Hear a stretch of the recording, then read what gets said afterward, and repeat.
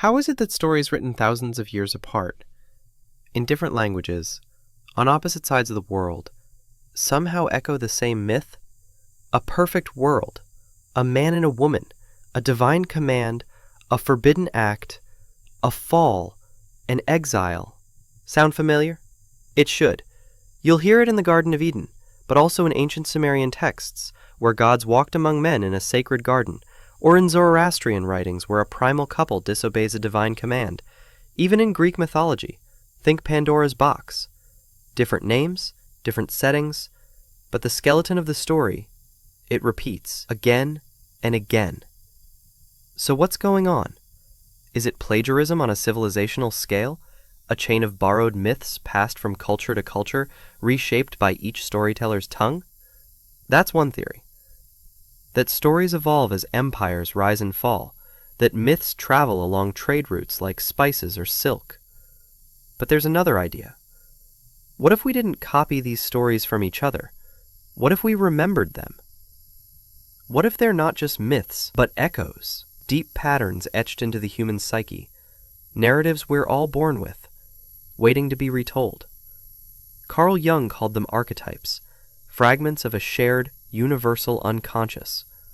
The wise old man, the virgin mother, the trickster, the fall from innocence. They show up in every story because they live inside every storyteller. And perhaps that's the real reason these origin stories feel so familiar, because they're not just about ancient history. They're about us, our fears, our guilt, our longing for innocence we can't get back. Conceivably, the garden isn't just Eden. Possibly the garden is childhood, the serpent is curiosity, the fruit is self-awareness, and the exile is growing up. If that's the case, then these aren't merely religious stories. They're psychological ones. Stories we feel compelled to tell again and again because we're still trying to understand who we are and where it all began. Because think about it. Before there were books, before there were priests or prophets or rituals, there were questions. Where did we come from? Why are we here? Why do we suffer? The human mind is wired for meaning, and in the absence of evidence, we create patterns. We connect stars into constellations, we turn lightning into divine anger, we give thunder a name. That drive to explain, to narrate, to anchor the chaos of life into a story, it's ancient, and it's universal. That's why origin stories aren't just religious tools. They're survival tools. They help us face the unknown. From childhood, we crave stories to tell us who we are. A child asks, "Where did I come from?" And we don't just answer with biology. We give them a story, a beginning, a thread to follow. Perhaps that's what these ancient myths are, not lies, not fantasies, but the first attempts at identity. Not just for individuals, but for entire civilizations, and the fact that these civilizations, without ever speaking to one another, created such similar frameworks, it points to something deeper, something elemental, that inside every human being, no matter when or where they lived, is a kind of haunting. A memory not of facts, but of feelings, of rupture, of longing, of paradise lost. It may not be literal memory, it could be emotional inheritance, an instinct passed down through generations. Just like a newborn instinctively grasps a finger, maybe we're born grasping for context, for belonging, for stories that explain why we feel the way we do. And these stories endure. They change names, languages, geographies, but they don't disappear. Because the questions don't disappear. We still want to know who we are, where we came from, and why, if we began in a garden, we woke up in a world of struggle. Let's consider that the patterns are real.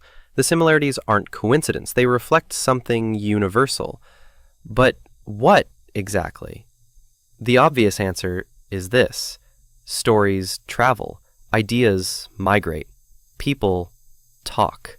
From ancient Mesopotamia to Egypt, from Babylon to Judea, humans didn't live in sealed-off bubbles. They traded, they married, they conquered, and with them came their myths, their gods, their questions about life and death. So, yes, part of the reason so many religions share the same stories is because we've been passing them along for thousands of years, changed slightly with each telling, like a spiritual game of telephone.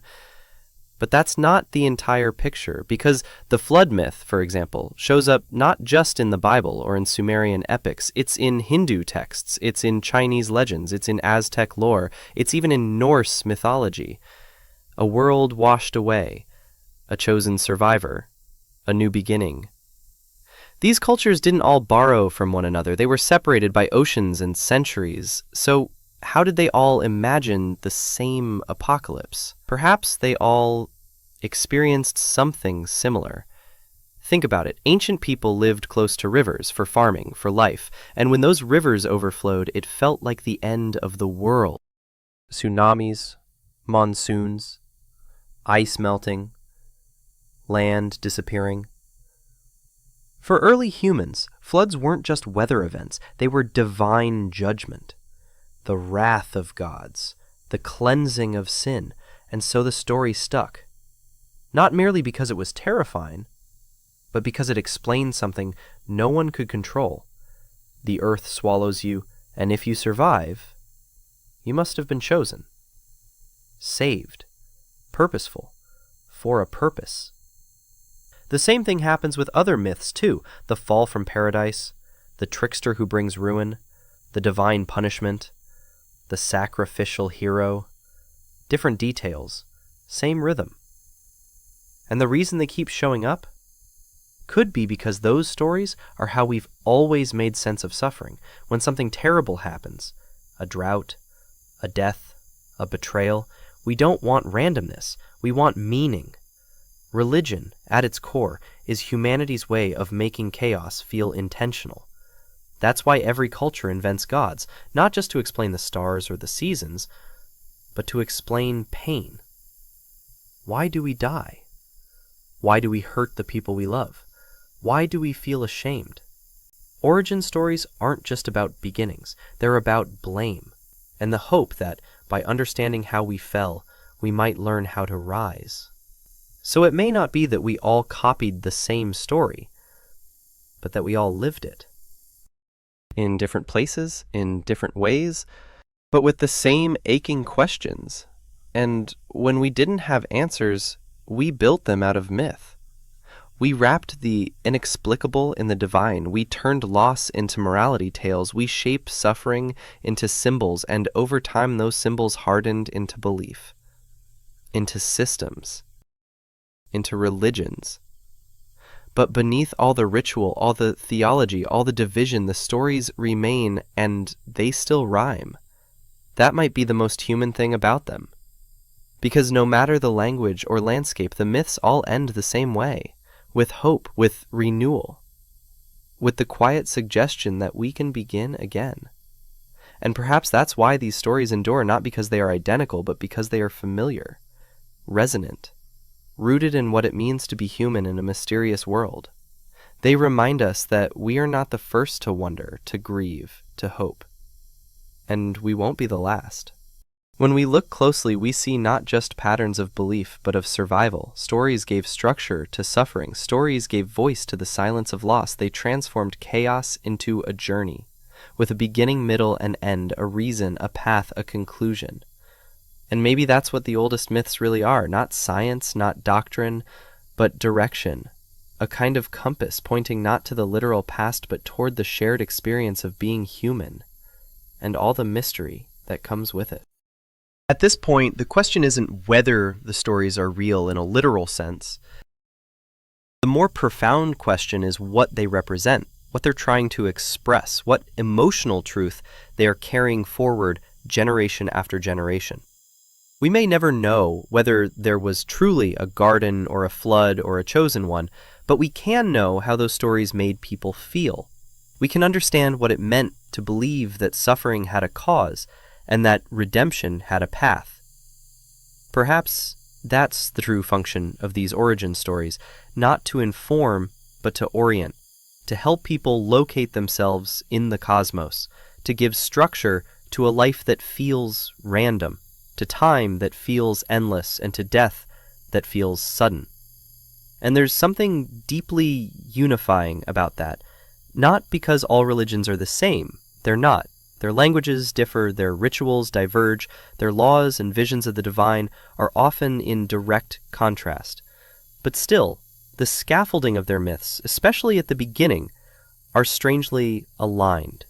And that alignment points us not toward a single truth, but toward a shared search. It's in that search that humanity reveals itself, in the desire to return to a lost paradise, in the belief that some original harmony was broken, in the ache to repair what feels damaged, even if we can't name it. The stories are a mirror, and what we see reflected is not just God or gods, but ourselves, our confusion, our hope, our contradictions. We invent these beginnings because we live in tension between what we are and what we wish we were, between suffering and meaning, between memory and longing. Origin myths give us the illusion of sequence, that before pain there was peace, that before death there was life without end, that before disobedience there was perfect order. The structure comforts us. It doesn't need to be factual, it only needs to be familiar, and familiarity breeds reflection. Perhaps consciousness itself, the ability to ask why, is the first fall. It separates us from nature, from instinct, from certainty. It makes us aware of loss, even before we can articulate what's been lost. The myth of the fall could be seen as the myth of awakening, a moment when humanity stepped into the unknown and began to wonder if it could go back. And floods? They aren't just metaphors for natural disasters. They speak to the dread of being overwhelmed, washed out, reset. We fear that everything we've built, our cities, our stories, our lives, can vanish in a moment. That fear lives deep inside us. The story makes it visible. But with every myth of destruction comes a promise of renewal. A remnant survives, a seed is planted, a covenant is made. The rain may drown the old world, but it waters the beginning of the new one. That duality, destruction and rebirth, is part of what makes these stories endure. Even today, in a world dominated by science and data, these ancient narratives persist. They evolve into literature, cinema, politics, even memes. We still retell them. We remix them. We embody them. Why? Because they offer meaning when data can't. They give shape to emotion. They whisper continuity in a world that constantly changes. The sacred is not always in the sky or in the temple. Sometimes it's in the story itself, the act of passing it down, the ritual of repetition. The way our eyes widen or our voices soften when we say, "in the beginning." And in that ritual, we connect, not only with our ancestors, but with each other. We hear echoes of ancient fears and ancient hopes in our modern questions. Are we good? Are we broken? Are we alone? Will we be forgiven? These are the questions embedded in every origin myth, not to answer, but to hold, to cradle, to acknowledge. Because to be human is to carry contradictions. We long for truth, but live with uncertainty. We seek meaning in a universe that doesn't always explain itself. And myths, rather than resolving that tension, invite us to live with it more consciously. So when we notice the overlap between myths, between the Garden of Eden and the Sumerian Dilmun, between Noah and Utnapishtim, between divine punishment and rebirth, it doesn't reduce their power. It expands it. It shows that these aren't just relics of ancient thought. They're threads that run through all of us. Across centuries, across borders, across belief. Threads that suggest we're all trying to remember something. Not an event, but a condition, a state of being, a feeling of unity we can no longer access, but never quite forget. That's why the stories matter. Not because they answer the questions of life, but because they remind us how universal those questions really are. We are not alone in our longing. The myths have always been there, whispering to us, not just about who we are. And perhaps that's the origin story that matters most of all. Not a tale of what was, but a reminder of what we're still searching for. A return, not to a place, but to a sense of wholeness we've only ever known in fragments. A longing for integration, for belonging, for peace, not externally imposed, but internally understood. The myths endure not because they are flawless, but because they reflect our flaws, our hopes, our fragile but resilient humanity. In telling these stories, we aren't just preserving history, we're participating in something much older and much larger than ourselves. We're reaching back into the dark and carrying forward a flame, one that says, even in confusion, we can search. Even in despair, we can imagine. Even in loss, we can remember that once we believed in something beautiful, and maybe, in some way, we still do. My name is Freddie. Thanks so much for watching. If this video made you think, feel, or question anything, I'd love to hear your thoughts in the comments. Don't forget to like, subscribe, and follow for more content like this. I post new videos every week. Let's keep the conversation going.